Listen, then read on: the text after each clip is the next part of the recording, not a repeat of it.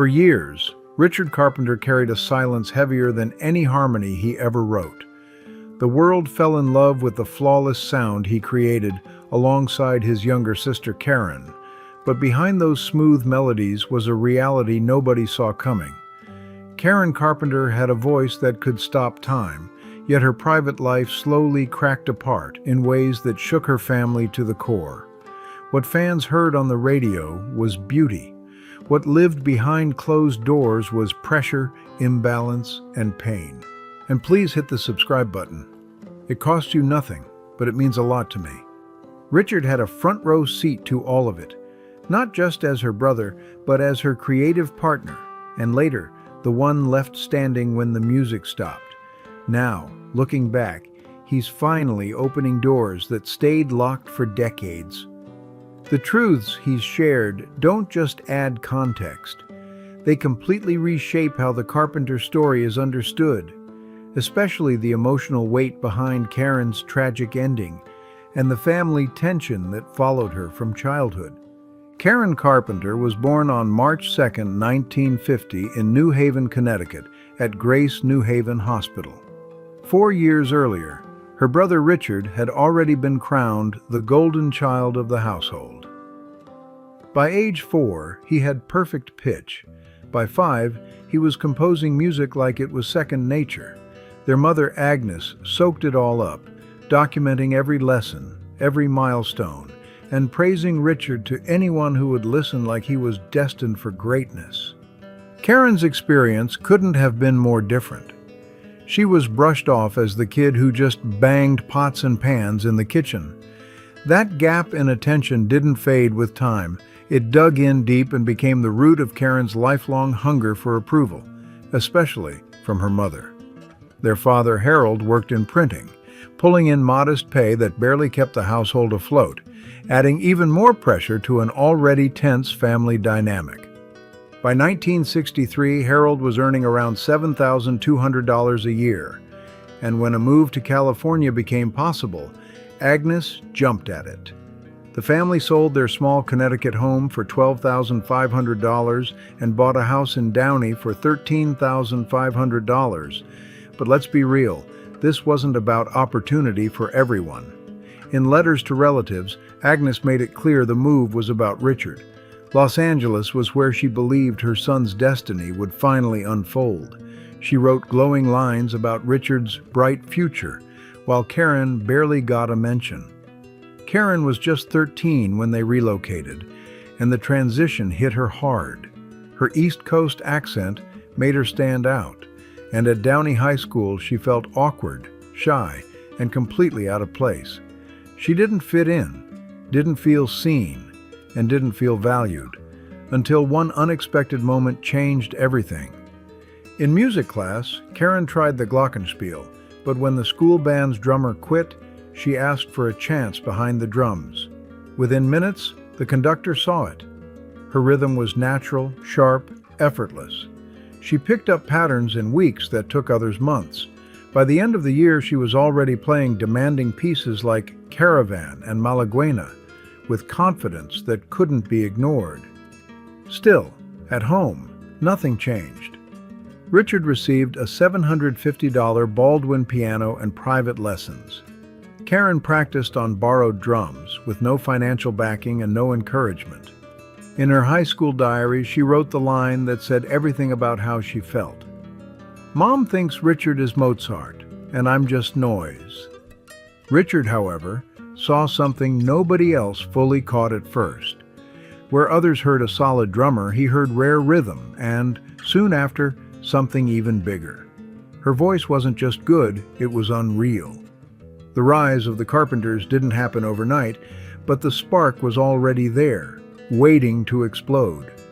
By 1965, Richard was just 19 and already deep into arranging jazz, while 15-year-old Karen was locking in beats behind the drums like she'd been born there. Alongside bassist Wes Jacobs, they formed the Richard Carpenter Trio. In 1966, that trio shocked the scene by winning the Hollywood Bowl Battle of the Bands, with Richard's instrumental piece, Iced Tea, putting them on the industry radar fast. RCA rewarded them with studio time, but the timing was off. Their smooth jazz sound crashed headfirst into a rock-heavy era, and the group quietly fell apart. But then something unexpected happened. Karen casually sang, "I'll Be Seeing You." No pressure, no spotlight. That moment flipped everything. Richard instantly knew her voice was the missing piece, even if Karen still saw herself as a drummer who happens to sing. By 1967, they regrouped as Spectrum, leaning hard into vocal harmonies. Record labels brushed them off, calling the sound too soft, too gentle, not loud enough for the times. Still, Richard stayed locked in, building arrangements around Karen's deep, warm contralto. He was convinced this was the lane, no matter who doubted it. In 1969, everything shifted again. A slowed-down emotional demo of Ticket to Ride landed on the desk of Herb Alpert at A&M Records. He was hooked immediately. On April 22nd, the Carpenters were signed. Karen was only 19, young enough that her parents had to co-sign the contract, a reminder of just how fast this all happened. Their debut album, offering later reissued as Ticket to Ride, didn't blow up the charts, but it showed range. Karen wasn't just singing, she was drumming, laying down bass lines, and proving she wasn't boxed into one role. The world had started hearing a voice that was about to define an era, and with that came the pressure to be perfect. The real turning point hit on July 25, 1970. The release of They Long to Be Close to You changed everything. Within weeks, it shot to #1 on the Billboard Hot 100 and stayed there for 4 straight weeks. The same siblings who once struggled to get signed were suddenly everywhere. The album Close to You followed, climbing to #2 in the US and #1 in Canada. Karen was just 20 years old, and her voice was already one of the most recognizable sounds in America. Only months later came We've Only Just Begun, a song originally written for a bank commercial by Paul Williams and Roger Nichols. Richard heard more in it and pushed Williams to expand the idea. Released in August 1970, the song peaked at #2 on the Billboard Hot 100 and held the top spot on the adult contemporary chart for 7 weeks. Couples across the country made it their wedding song, and its hopeful tone turned into a cultural soundtrack for a whole generation. In just 1 year, the Carpenters reached heights most artists never touch. Hit after hit, sold-out shows, and Grammy Awards, including Best New Artist in 1971. But behind the spotlight, the cracks were already there. Karen was naturally shy and felt safest tucked behind her Ludwig drum kit on stage. The drums were her shield, but audiences wanted her out front. Critics complained there was no clear focal point, and by 1972, management pushed her away from the kit. Her time on drums was reduced to short showcases, and the balance that once protected her was slipping fast. While most of the show now forced her to stand alone at the microphone, fully exposed and visibly anxious, Karen admitted in interviews, "I consider myself a drummer who sings." Even that identity, the one thing that made her feel grounded, was slowly being stripped away. Fame didn't just change the music, it cranked up the tension inside the family too. Even though Karen's voice had become the heart of their success, her mother Agnes continued to place Richard on a higher pedestal. She openly praised his brilliance as an arranger and composer, while brushing past Karen's achievements like they were secondary. That imbalance never faded, no matter how big the records got. Richard's perfectionism added even more weight. He picked the songs, shaped every arrangement, and pushed a non-stop schedule that left no room to breathe. In 1973 alone, the Carpenters played 174 concerts, recorded a full album, and showed up on multiple television specials. The grind was relentless, and Karen was running on empty. Exhausted and overwhelmed, Karen felt trapped. She was being reduced to the image of a soft-voiced front woman instead of the full artist she knew she was. As the pressure grew, Her health quietly spiraled. By the mid-1970s, it became impossible to ignore during live shows. Her fragile appearance often caused audible gasps from the audience, moments that cut deeper than any review. In 1975, the Carpenters abruptly canceled their European tour. Officially, it was blamed on exhaustion, but those close to the group knew the truth. Karen was too weak to perform, weighing just 91 pounds. She struggled to stand through a full set. Newspapers floated theories about cancer or mysterious illnesses, but almost no one recognized what was really happening. Anorexia nervosa was barely discussed at the time. It lived in silence, buried under shame and misunderstanding. Even so, praise for Karen's talent never stopped. That same year, Playboy magazine released its annual music poll, and shockwaves followed. Karen was voted the 10th best drummer in the world, ranking higher than John Bonham of Led Zeppelin. Bonham was reportedly furious and mocked the result, but for women in music it was a massive moment. A woman who had been pushed away from her drums was still being recognized in a male-dominated field. Karen brushed it off publicly, joking, "I hope he's not too upset. I love Led Zeppelin." Privately, though, the honor stung. It reminded her of what she had lost, the freedom to play the instrument she loved most, the place where she felt safe and in control. The family dynamic only made things worse when Karen finally sought professional help. In the early 1980s, therapist Stephen Levenkron invited her parents into a session. Richard told Karen he loved her, and that moment mattered. But when it came to Agnes, the words Karen had waited for her entire life never came. Her mother couldn't say it, not in therapy, not face to face, not even when it was clear her daughter was slipping away. Richard later admitted that moment haunted him, because he could see how badly Karen needed to hear that love out loud. Amid all the pressure, pain, and silence, one thing was clear. Karen wasn't just fighting illness, she was fighting for independence, for her voice, and for a life that finally felt like her own. In 1979, with Richard in rehab battling an addiction to Quaaludes, Karen finally saw a window crack open. For once, the control loosened, and she ran straight through it. She headed to New York and began recording a solo album with producer Phil Ramone, the same heavyweight behind Paul Simon and Billy Joel. The sessions were electric, bold, and completely different from anything she'd done before. Karen leaned into disco-tinged ballads and jazz-infused tracks, letting her voice move in darker, richer directions. She sang sultry, grown-up lyrics that showed a side of her artistry the public had never been allowed to see. Paul Simon himself was so impressed by her take on "Still Crazy After All These Years" that he actually changed a lyric just for her version. For the first time ever, Karen was steering her own sound. No filters, no brother calling the shots. Friends who heard the finished album were stunned. They said it was the most confident, versatile, and fearless work she'd ever recorded. Karen was glowing. She even talked about moving to New York for good, starting fresh and putting distance between herself and the suffocating family dynamics back in Downey. Then came the crash. In early 1980, she played the album for Richard and executives at A&M Records. What followed broke her spirit. Richard, fresh out of rehab, saw the project as a betrayal. Herb Alpert flat out called the album unreleasable. Despite quiet praise from industry insiders, the label shut it down completely.